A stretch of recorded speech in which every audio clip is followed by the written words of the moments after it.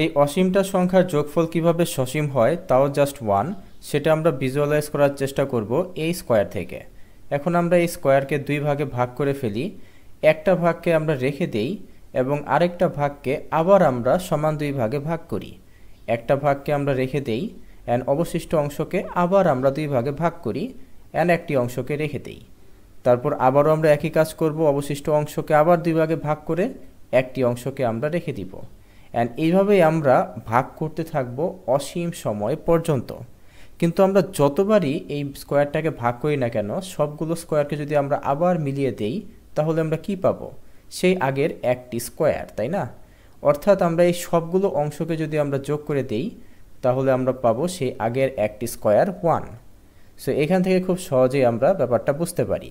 এখন আমরা এটা মিলিয়ে দেখি যে আনসারটা আসলেই 1 কিনা। তো প্রথম মেথড, আমরা এই ধারাটিকে ধরে নিলাম s। এখন বাম পক্ষে যদি আমরা 2 দ্বারা গুণ করি তাহলে ডান পক্ষেও অবশ্যই আমাদের 2 দ্বারা গুণ দিতে হবে। এখন দেখি তো এই অংশটা কার সাথে মিলে? এর সাথে মিলে যাচ্ছে, তাই না? যা কিনা সমান সমান s। এখন এই লাইন থেকে সিম্পল ক্যালকুলেশনের মাধ্যমে খুব সহজেই আমরা বলতে পারি যে s এর মান হচ্ছে 1। এখন আরেকটি ম্যাথমেটিক্যাল মেথড দেখি। এই সূত্রটা আমরা পড়েছিলাম ক্লাস 9-10-এ, তাই না? সেখানে a হচ্ছে প্রথম সংখ্যাটি, অর্থাৎ এই ধারার প্রথম সংখ্যাটা হচ্ছে a, এবং r হচ্ছে এই দ্বিতীয় সংখ্যাটাকে প্রথম সংখ্যা দিয়ে যদি আমরা ভাগ করি তাহলে আমরা পাই হচ্ছে r।